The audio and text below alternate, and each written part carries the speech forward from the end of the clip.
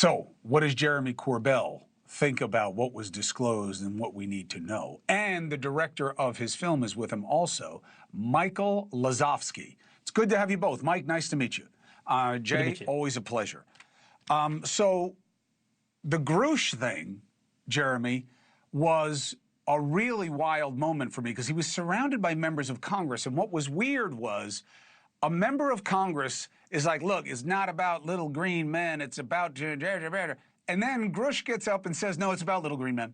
No, it is, actually. They do have... And none of them seem to say anything. And the government did not rebut the presumption. What does that mean to you?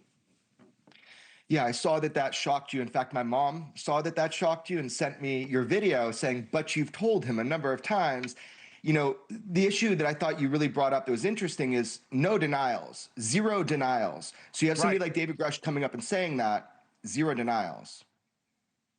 Yeah, I thought that was really interesting. Mike, when you were trying to figure out the narrative arc, was it just that you found Jeremy to be such like an interesting character, which he is, on such a journey? Or is there something that you wanted to weave together? Because when I watch it, I find it to be very multi-thematic. I was happy just to see my buddy Jeremy getting celebrated.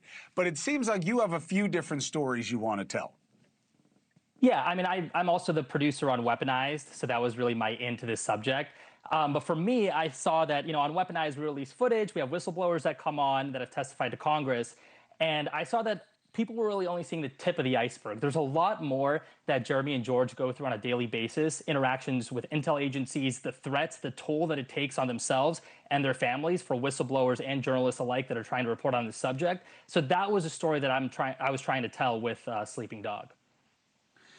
So the first thing Grusch says, and by the way, I've been talking to this guy for years. I still don't know how to say his last name, Jeremy. I don't know if it's Grusch or Grusch. How am I supposed to pronounce it? I think both work. I call him Grusch. Other people, either one works. He'll respond to either. So he says corporeal bipedal. So that means something with a body that walks around on two legs. That means what I think it means, right? Yeah. So David Grusch is saying that there are aliens, but he calls them non-human intelligence because they want to leave the window open for what we don't know, right? So biologics was another term, but yes, he is saying exactly what you think he's saying, which is that beings that are non-human, that are intelligent from somewhere else. That's exactly what he testified to under oath in Congress. And the plasmoid thing, what does that mean exactly? I see the videos of the orb, but what does plasmoid mean? Sure. So for as long as UFOs have been seen, there's been a consciousness connection to them. The spheres or the orbs that seem to be plasmoid in nature, they tend to have these effects on people. This is well documented by the Defense Intelligence Agency of the negative health effects. This is one of the numerous papers that were developed underneath the secret UFO program that actually George Knapp and I helped reveal to the public. And we've had the head of it, Dr. James Lakatsky, on our program, and he talked about the biological effects of these orbs and how they can be damaging to the human body. Mike, what do you see as the next?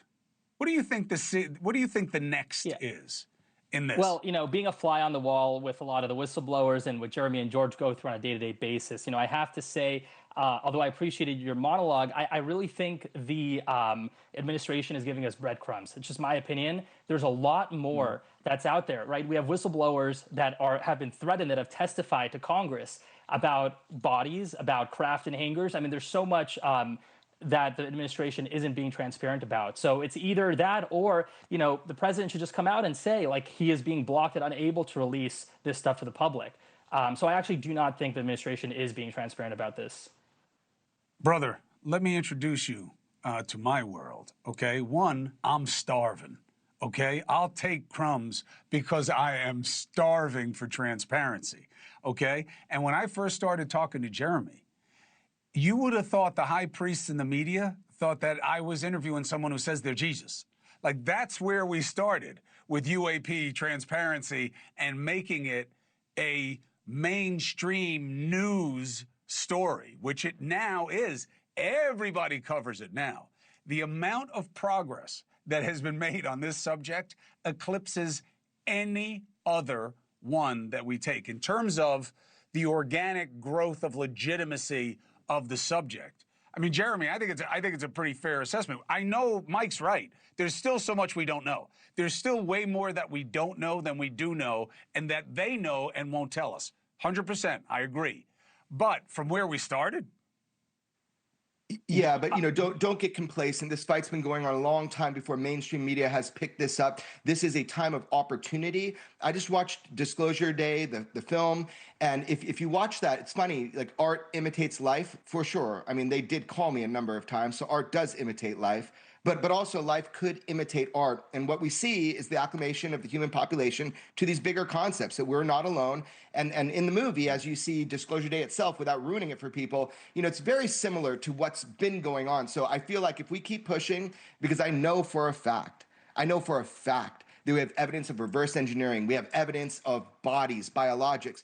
So you are being held that information back, and it's not right. And come hell or high water one way, it's going to get out. So it's just a matter of if our government gets in front of it, the onus is now on them. Dusty just asked me to ask, what is an orb exactly? It's a great question. We can describe it through its characteristics, and it's been highly documented scientifically by our own government. So we know frequencies that they work at. We know the effects on the human body, on cattle. We know they've been around since the beginning of the UFO phenomenon. What are they exactly? Who knows? They could be scouts or something like that. I just really don't have full answers to that. But they are just unconventional shaped craft that propel themselves in a way that we're not fully sure of, right? Well, they're spherical in nature is how they look observationally. There is some understanding of the physics involved that it could be cloaking, that it could be a much larger craft, and all you're seeing is a pinpoint of light.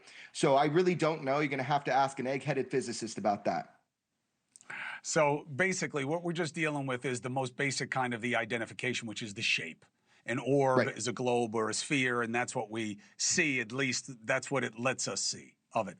Well, listen. As I've said from the beginning, and I mean it, Jeremy, I'm so happy about Michael's film coming out and having people understand where you started and why you've done this and why you've persevered.